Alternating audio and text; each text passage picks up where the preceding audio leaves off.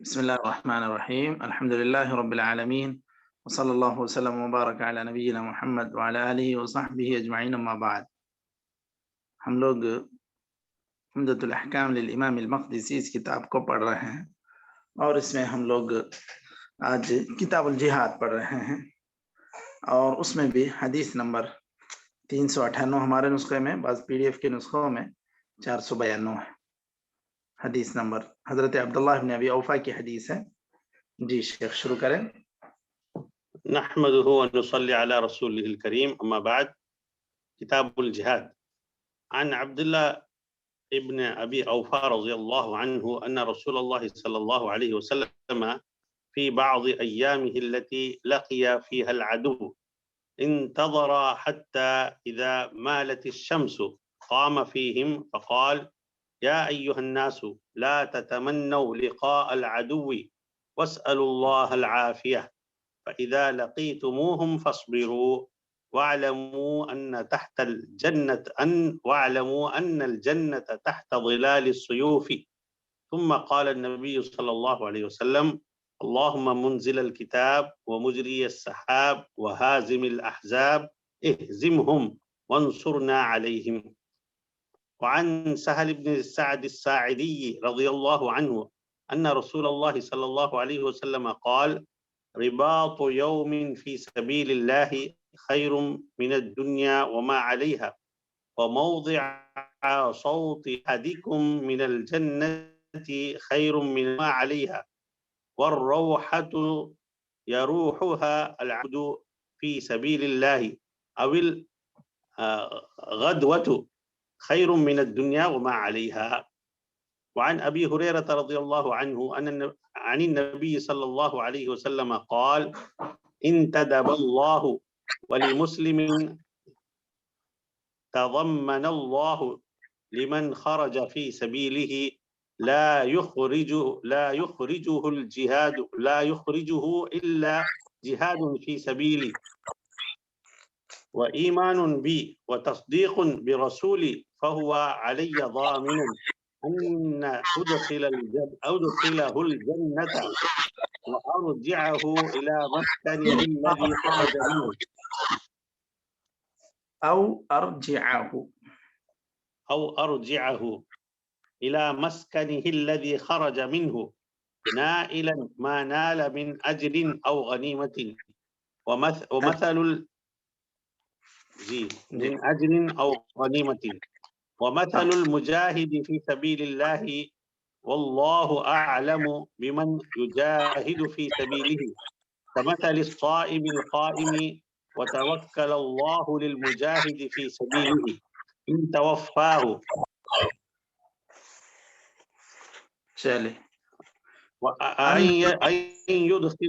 أن يدخله الجنة أو يرجعه سالما مع أجر أو غنيمة. وعنه قال رسول الله صلى الله عليه وسلم: ما من مملوك کیوں شیخ آواز اتنی گڑبڑ ہو رہی ہے؟ پتہ نہیں کیا بات ہے. کافی ہے، یہاں تک رہنے دیں، بس 401 حدیث نمبر کافی. اچھی بات ہے. صلی اللہ تعالی علی خیر خلقہ محمد وعلی آلہ وصحبہ اجمعین. ٹھیک. بسم الله الرحمن الرحيم. الحمد لله رب العالمين وصلى الله وسلم وبارك على نبينا محمد وعلى آله وصحبه أجمعين أما بعد. ہم لوگ آج عمدۃ الاحکام للامام المقدسی اس کتاب میں ہم لوگ کتاب الجہاد پڑھ رہے ہیں. اب جہاد سے متعلق کل کچھ تمہیدی باتیں ہو گئی تھیں. ایک بات صرف جو ہے ذکر کرنا باقی رہ گئی تھی، وہ یہ کہ جن لوگوں نے بھی اسلامی شروط کو، اسلامی احکام کو سمجھے بنا جہاد کا دعویٰ کیا اور معصوم لوگوں کی جان لی اور اس کو کہا کہ یہ جہاد ہے، تو یہ جہاد نہیں ہے. اس پر لجنہ دائمہ کے فتوے ہیں اور بڑے بڑے علماء کی اس میں وضاحت ہے، کیونکہ نبی کریم صلی اللہ علیہ وسلم کے دور میں اتنے غزوات ہوئے، اتنے سریات ہوئے، کہیں بھی ایسے پرامن لوگ جو بازار میں اپنے کاموں میں ہیں، ایسے لوگوں کے درمیان جا کر ایسا جہاد یا جس کا لوگ دعویٰ کر رہے ہیں، اب جو بم دھماکے کی شکل میں معصوم لوگوں کو نشانہ بنایا جاتا ہے اور اس کو جو ہے جہاد سے منسوب کیا جاتا ہے، تو یہ صرف دعویٰ کرنے سے جہاد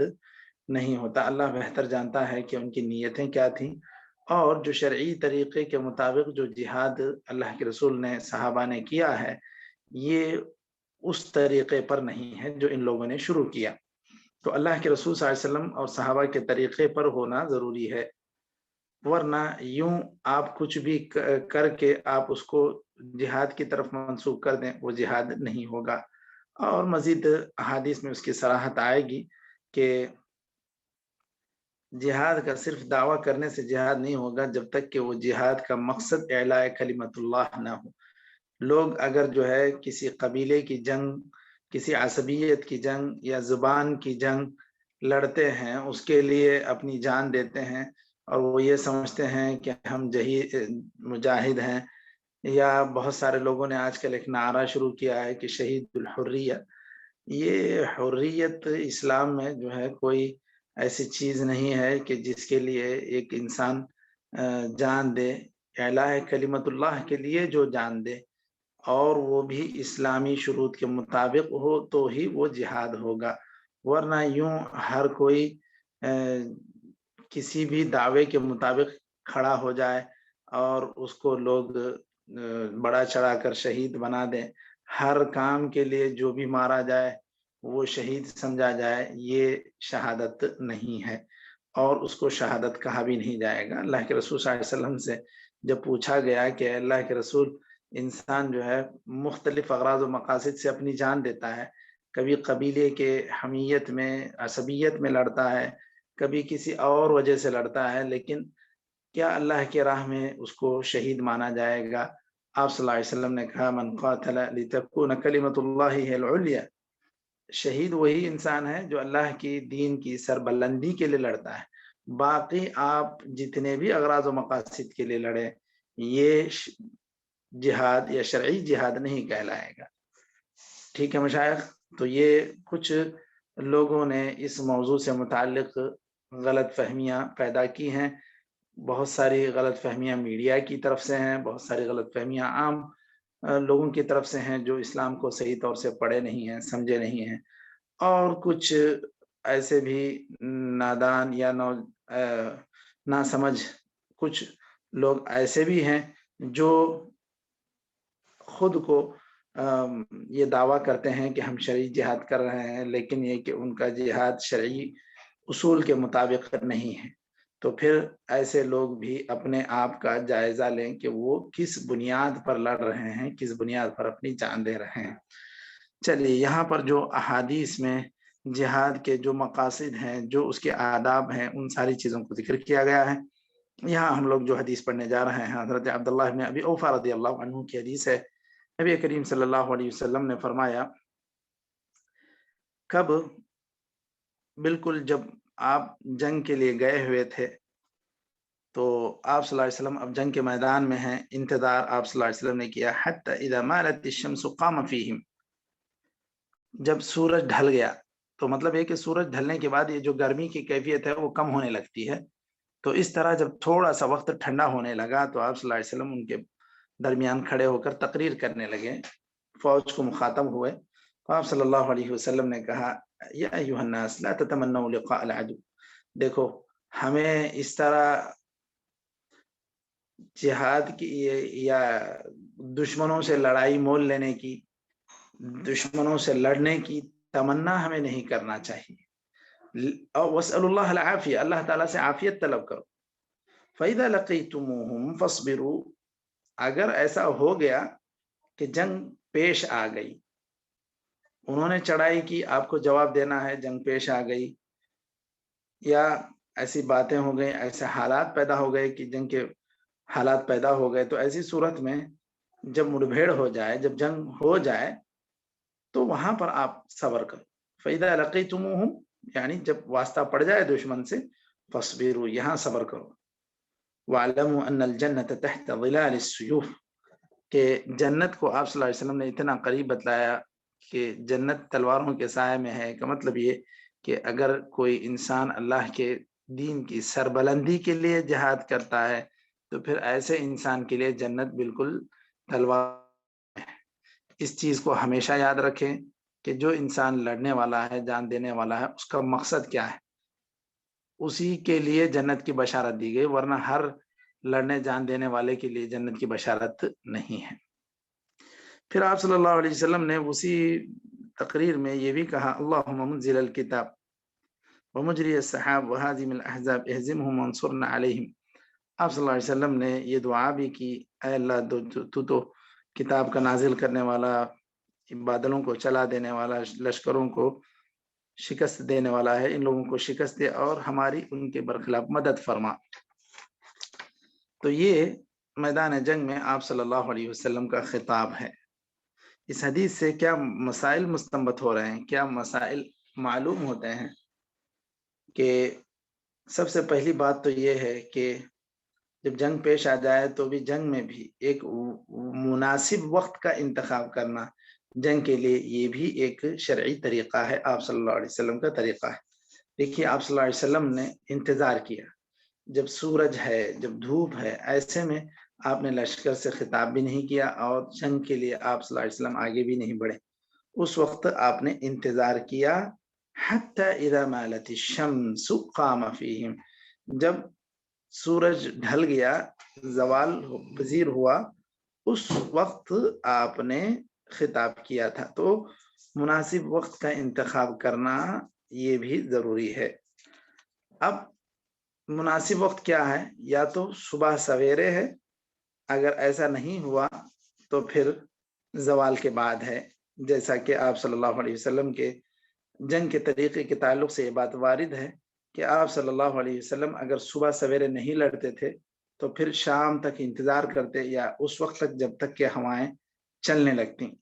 تو یہ وقت جو ہوتا ہے ٹھنڈا ٹھنڈا وقت، یہ زیادہ انسانوں کو نشیط بنا دے جاتا ہے. اس وجہ سے آپ صلی اللہ علیہ وسلم کا یہ طریقہ رہا ہے وقت کے انتخاب میں. اس کے بعد دوسری چیز، کراہت تمنی القتال. آپ صلی اللہ علیہ وسلم نے یہ کہا کہ دیکھو تمنا نہیں کرنا چاہیے. کیوں؟ ہو سکتا ہے کہ جو انسان اس طرح جنگ کی تمنا کر رہا ہو اس کے دل میں یہ غرہ پیدا ہو جائے، یہ غرور آ جائے کہ میں بہت کچھ کر سکتا ہوں، میں بہت کچھ کر دکھا سکتا ہوں. اور یہ چیز اللہ تعالیٰ کو پسند نہیں ہے، اور اس طرح اپنے آپ کو خوش فہمی میں مبتلا کر لینا اور یہ سوچ لینا کہ میں بڑا بہادر ہوں، دشمن میرے سامنے کچھ نہیں ہے، تو یہ ایک عقل مند انسان کی یہ کیفیت نہیں ہو سکتی کہ وہ اپنے آپ کو بہادر سمجھے اور اپنے آپ کو دھوکے میں مبتلا کر لے، غرور میں مبتلا کر لے اور دشمن کو کمزور سمجھے یا حقیر سمجھ جائے. یہ ایک عقل مند انسان کی یہ کیفیت نہیں ہو سکتی. اس حدیث سے تیسرا مسئلہ یہ بھی معلوم ہوتا ہے کہ آپ صلی اللہ علیہ وسلم نے کہا وَاسْأَلُ اللَّهَ الْعَافِيَةَ، اللہ تعالیٰ سے عافیت طلب کرو. اللہ تعالیٰ سے دین کی، دنیا کی، بدن کی عافیت طلب کرو کہ اللہ تعالیٰ ہمارے دین کی ہمارے لیے حفاظت فرمائے اور ہماری دنیا کی بھی ہمارے لیے حفاظت فرمائے، کہ ہمیں دنیا میں ایسی پریشانیوں کا سامنا نہ ہو کہ ہماری عبادتیں متاثر ہو جائیں، ہمارے تجارتیں متاثر ہو جائیں اور بھی دیگر جو کام متاثر ہو جائیں. اسی طرح اللہ کے رسول صلی اللہ علیہ وسلم نے جو دعائیں سکھائیں اس کے اندر یہ بھی ہے کہ بدن کی بھی اللہ کے رسول صلی اللہ علیہ وسلم نے عافیت طلب کی. اللہم انی اسألک العافیۃ فی الدنیا والآخرہ، اللہم انی اسألک العفو والعافیہ فی دینی ودنیای واہلی ومالی، اللہم استر عوراتی وامن روعاتی، اللہم احفظنی من بین یدی. یہ جو مکمل دعا ہے اس کے اندر ساری چیزیں جمع کر دی گئی ہیں. تو آپ صلی اللہ علیہ وسلم نے عافیت کی دعائیں سکھلائیں، تو عافیت انسان کو طلب کرنی چاہیے اللہ تعالیٰ سے. اس کے بعد ایک چوتھا مسئلہ اس حدیث سے یہ بھی معلوم ہو رہا ہے کہ جب جنگ پیش آ جائے، جنگ ہو جائے، تو ایسی صورت میں صبر کرنا چاہیے. وہاں پر صبر کرنا ہی اللہ رب العزت سے مدد طلب کرنے کا یہ ایک ذریعہ ہے، اور یہ جیت کے لیے یا کامیاب ہونے کے لیے گویا کہ یہ بڑا مددگار ذریعہ ہے صبر کرنا. اللہ تعالیٰ نے کہا یا ایھا الذین آمنوا استعینوا بالصبر والصلاۃ، صبر سے، نماز سے اللہ تعالیٰ سے مدد طلب کرو. تو ایسے وقت میں گھبرا جانا یا میدان چھوڑ کر بھاگنا یہ مومنوں کا وصف نہیں ہے، بلکہ میدان جنگ سے بھاگ جانا یہ کبیرہ گناہوں میں سے ایک گناہ ہے. اس حدیث سے یہ بھی بات معلوم ہو رہی ہے کہ جہاد سب سے فضیلت والا عمل ہے، کیونکہ آپ صلی اللہ علیہ وسلم نے اس کو جنت میں داخلے کے لیے سب سے بڑا سبب بتلایا، اور بتلایا کہ جنت جو ہے تلواروں کے سائے تلے ہے. مطلب بالکل دشمنوں سے جب آپ مڑ بھیڑ ہو جائے گی اور آپ کی نیت صحیح ہوگی تو ایسی صورت میں آپ اللہ تعالیٰ کی جنت کے اس قدر قریب ہو جائیں گے اگر آپ کی نیت صحیح سالم ہے. اور اس طرح ساتھ ہی ساتھ یہاں پر یہ بات بھی ہمیں ضرور یاد رکھنی چاہیے کہ مسلمان جو لڑتا ہے وہ اپنے تلوار کے بل بوتے پر نہیں لڑتا ہے. کیا مشائخ بات واضح ہو رہی ہے؟ مسلمان کی جو جنگ ہے یا صحابہ کرام نے جو جنگ کی، اصل میں کیا وجہ ہے کہ ہمیں جو فتوحات نصیب ہوئی، فتوحات ملی، اس کا اہم سبب کیا تھا؟ کلمۃ اللہ شیخ. فتوحات کا سبب یعنی وہ تو مقصد تھا، وہ جنگوں کا مقصد تھا. یہ میں کہہ رہا ہوں کہ ہمیں جو فتوحات نصیب ہوئی یا فتوحات ملی، اس کے پیچھے ایک سبب کار فرما ہے. وہ کیا تھا؟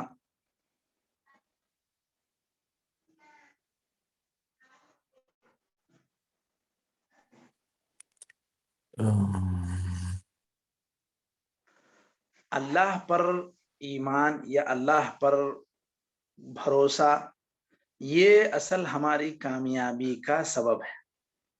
اللہ تعالی پر جو ہمارا ایمان ہے اس کی وجہ سے ہمیں کامیابی نصیب ہوتی ہے.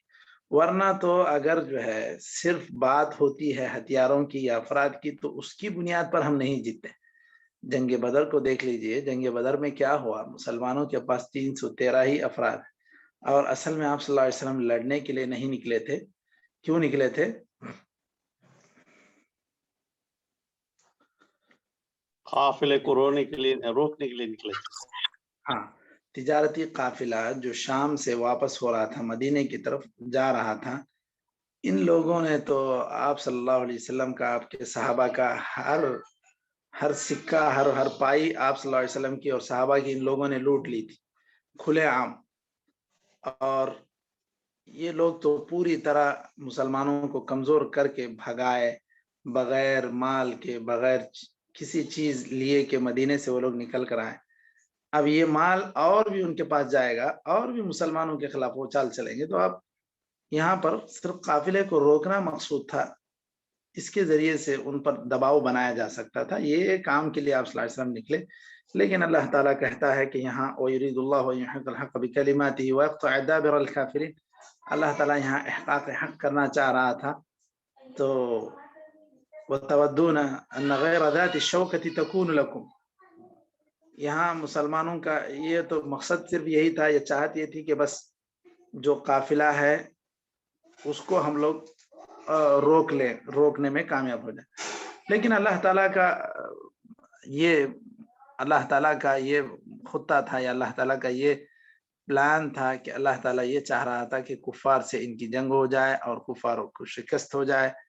تو 1000 آدمیوں کے مقابلے میں 313 اگر کہتے ہیں تو مطلب یہ کہ ایک کے مقابلے میں کتنے افراد ہیں؟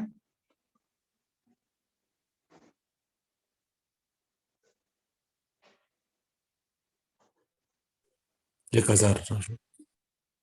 جی، 313 کا مطلب اگر اس کو فیصد میں چھوٹے تعداد میں دیکھنا چاہیں تو کتنے ہیں؟ ایک کے مقابلے میں کتنے ہیں؟ 1000 کے مقابلے 313 بولیں گے تو تقسیم کریں گے تو کتنا آئے گا؟ 3 آئیں گے نا ایک کے مقابلے. ایک کے مقابلے میں 3، تو ایک آدمی کو 3 آدمی سے نپٹنا ہے. اب اس کے باوجود اللہ نے فتح نصیب کی، اور ساتھ ہی ساتھ ہتھیار بھی اتنے نہیں، وہ بھی گنتی کے کیا ہے 2 گھوڑے کہتے ہیں یا کچھ، بس 1-2 گھوڑے ہیں اور اونٹ ہیں، تو ان کے پاس دنیا جہاں کے جو ہے مویشی ہیں اور اونٹ ہیں، گھوڑے ہیں، ان کے پاس جو ہے تلوار، ہتھیار، ہر چیز ہے، اس کے باوجود مسلمانوں کو فتح نصیب ہوئی۔ تو یہ اصل میں سبب کیا تھا؟ یہ ان کی ایمانی قوت، اس وجہ سے وہ اصل میں فتح پاتے تھے۔ اسی لیے جب حضرت عمر رضی اللہ عنہ نے حضرت خالد ابن ولید رضی اللہ عنہ کو معزول کر دیا، فوج کی کمانڈنگ جو ہے، جو مسلمانوں کا امیر الفوج ہوا کرتا تھا، وہ خالد ابن ولید رضی اللہ عنہ تھے اس وقت۔ تو جیسے ہی حضرت عمر رضی اللہ عنہ خلیفہ بنے تو ان کو معزول کر دیا، ان کو ہٹا دیا، ان کی جگہ دوسرے کو بنائے، حضرت ابو عبیدہ بن جراح رضی اللہ عنہ کو بنایا۔ تو کیا وجہ تھی، مقصد کیا تھا مشائخ؟ وہی وہ کسی بھی جنگ میں جاتے تو کامیابی حاصل کرتے تھے، تو ہے نا یہ نہ ہو جائے کہ ان کے وجہ سے جو ہے کامیابی ہو رہی۔ ہاں، تو یہ کسی انسان کی وجہ سے کامیابی نہیں ہے، اور نہ ہمارے ہتھیار کی وجہ سے، نہ افراد کی وجہ سے۔ تو حضرت عمر رضی اللہ عنہ یہ پیغام دینا چاہ رہے تھے کہ جو ہے ہم لڑ رہے ہیں تو ہم ہتھیار سے نہیں لڑ رہے ہیں، اپنے ایمان کے وجہ سے ہم لڑ رہے ہیں، ایمانی قوت ہے جو جس کی وجہ سے اللہ تعالیٰ ہمیں فتح نصیب کر رہا ہے، ورنہ ہتھیار میں تو مسلمان اکثر کم ہی ہوا کرتے تھے کفار کے مقابلے میں۔ تو یہ وجہ تھی۔ تو ایسے موقع پر دعاؤں کا سہارا لینا یہ بھی مومن کی یہ جنگی تدبیر کا ایک حصہ ہے۔ اس کے بعد یہاں پر جو اور ایک حدیث پڑھی گئی، اس کا بھی ہم لوگ تذکرہ کر لیتے ہیں۔ رباط یوم فی سبیل اللہ، رباط یوم فی سبیل اللہ۔ چلیں، تو کافی وقت ہو گیا، انشاءاللہ ہم لوگ اچھا اس کو بھی پڑھ لیتے ہیں، تھوڑا مختصر ہی ہے کیونکہ وہ الگ الگ حدیث کل بھی ایک ہی ہوئی تھی تو عنوان سیم نہ ہو جائے۔ اچھا، حضرت سہل بن سعد رضی اللہ عنہ کی حدیث ہے کہ نبی کریم صلی اللہ علیہ وسلم نے فرمایا، رباط یوم فی سبیل اللہ خیر من الدنیا وما علیہا۔ رباط کہتے ہیں پہرے داری کرنا، رباط پہرے داری کرنا، سرحد کی حفاظت میں کھڑے رہنا، ٹھیک ہے۔ اب آپ صلی اللہ علیہ وسلم نے کہا، جنت کی عظمت کو بیان کیا، موضع صوت احدکم من الجنت خیر من الدنیا وما علیہا۔ پوری جنت بھی تمہیں نہ ملے، جنت کے اندر ایک کوڑا رکھنے کی جو جگہ ہے اگر اتنی بھی مل جائے تو اس کی قیمت اگر آپ ٹیلی کریں گے تو یہ دنیا اور دنیا کے اندر جتنی چیزیں ہیں وہ اس کے مقابلے میں برابر نہیں ہو سکتی۔ جنت کی اتنی جگہ، مان لیں 1 ہاتھ یا 1-2 گز زمین، 2 گز برابر جگہ بھی جنت کی، یہ پوری دنیا سے بھی بہتر ہے۔ یہ آپ صلی اللہ علیہ وسلم نے جنت کی قدر و قیمت مومن کے دل میں بتلائی۔ یہ مومن کو یہ جاننا چاہیے جنت کی کیا قدر و قیمت ہے۔ والروح يروحها العبد في سبيل الله او الغدوة خير من الدنيا وما فيها۔ صرف نکلنا جنگ کے لیے، صبح الروحہ کہتے ہیں شام کے وقت نکلنا، الغدوہ کہتے ہیں صبح کے وقت نکلنا۔ تو زوال سے لے کر شام تک، رات تک بھی جو نکلنا، جو چلنا ہوگا اس کو کہیں گے روحہ۔ الغدوہ صبح سویرے چلنا۔ تو یہ جنگ کے لیے نکلنا، یہ خود جو ہے دنیا و ما فیہا سے بہتر ہے۔